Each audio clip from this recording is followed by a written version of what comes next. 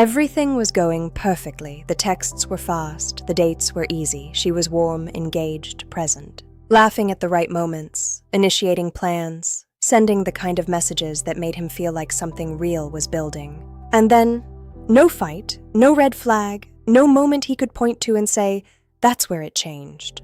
She just went quiet. And that's the part that breaks men, not the distance itself. Men can handle distance when they understand it.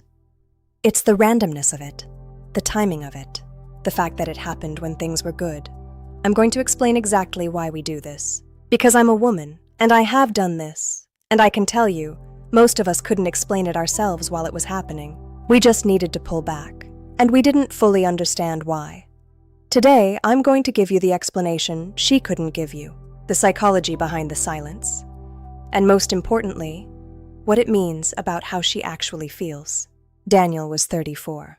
He had been seeing a woman named Sofia for just under 2 months. Things were genuinely good.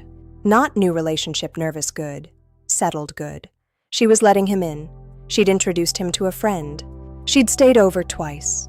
She texted first most mornings, and then one week, everything slowed down. Replies went from minutes to hours.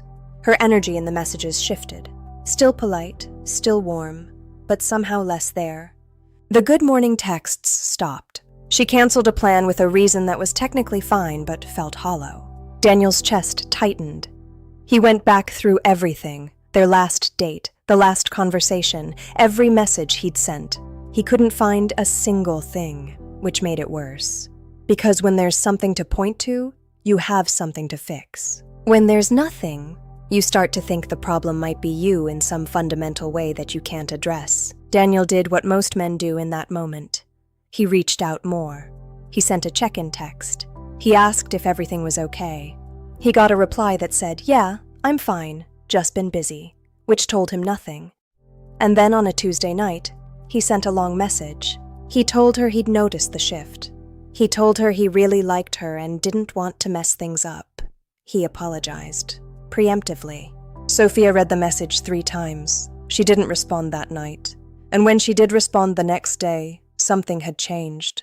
She was kind, she was clear, but the warmth that had been building for 2 months had receded like a tide going out. She said she needed more time to figure out what she wanted. Daniel was devastated. He thought he'd done the right thing. What he didn't know was that her pulling away wasn't a sign she was losing interest. The distance wasn't the end. His response to it might have been.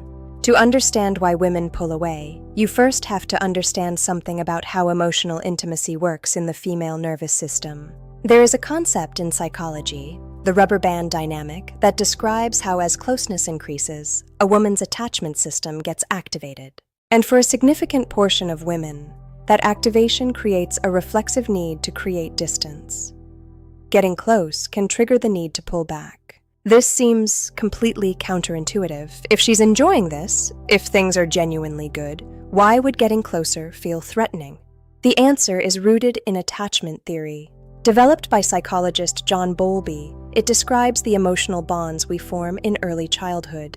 If a woman grew up with a caregiver who was consistently warm, closeness feels safe. But many grew up with inconsistent caregiving. And in response, they developed avoidant attachment patterns. When love learned that closeness comes with pain, the closer someone gets, the more her nervous system says, back up. This response happens beneath conscious thought. She is not playing games. Her nervous system is doing what it learned to do to stay safe. But here is the thing I really need you to sit with. The deactivation response is strongest when the attachment feels real. She pulls away hardest when she's closest to letting you in. If she didn't care about you, you wouldn't trigger the response at all. The pullback is often evidence that you matter a great deal. The moment she starts to feel genuinely invested is often the moment the fear activates. And the fear says, if I let this fully in and it goes wrong, the loss will be unbearable. So she creates distance, buys herself time, waits to see if the connection is safe. And what she is watching is how you respond to that distance. Her pullback is a test she didn't plan to give you. If you panic, you have answered her question. And the answer is, my stability requires your presence. That answer signals something to her nervous system that makes it harder, not easier, to trust you with the full weight of her attachment. Because a woman healing from relational wounds is looking for evidence that the man she is opening to can hold himself together when she can't hold him herself. Daniel's message told her the space had become his crisis. She experienced a man whose emotional stability was suddenly visible as contingent on her. What she needed, what her nervous system was testing for, was a man who could hold the silence without it dismantling him. She needed him to be steady. Now let me tell you about Kyle. Kyle had been seeing Amara for about 6 weeks when she went quiet. Amara went quiet in the way that is particularly disorienting. Kyle noticed. He felt it.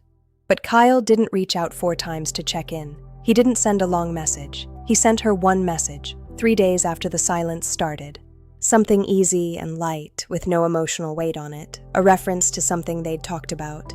No, are you okay? Just contact, normal contact. And then he went back to living his life. He trained. He spent time with his friends. He was not performing unbotheredness. He was genuinely choosing to stay in his own life. 4 days later, Amara texted him first. Warmer than before, more present. She suggested plans, and Kyle said yes, without a trace of the anxiety he'd sat with all week. Because the moment you make her space about your worthiness, you've lost the thread. The space was never about your worthiness. It was about hers. Here is the principle I want you to carry out of this video. Her distance is a question. Your response is the answer. Who are you when I'm not actively choosing you? Most men answer that question with panic, with chasing, with a display of emotional need that communicates that their inner stability depends on her external attention. That answer is the least attractive answer you could give. A woman deciding whether to trust someone needs evidence of groundedness. She needs to see that you have a foundation that exists independently of her. Let me break this down. What to do. Send one message, not 4. 1. Something light, with no emotional weight. Then leave it. Genuinely return to your life. Go to the gym, see your friends, work on something that matters. Let her come back on her own timeline. Most of the time, she does. What not to do. Do not flood the silence with noise. Every additional message communicates the same thing. I cannot hold myself without you. Do not use her social media activity to gauge where you stand. It will make you insane. Do not manufacture distance as a counter tactic. She will feel the difference. 3 important things. First, know the difference. A woman pulling back but still warm is processing closeness. A woman consistently cold may be moving toward an exit. Give her room. Second, this is not permission to suppress your emotions.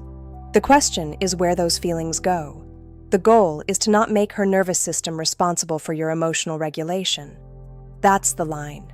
Third, some women's avoidant patterns are deep. That is not something you can fix by being steady enough. If the cycle continues without progression, that may be about her readiness, not your response.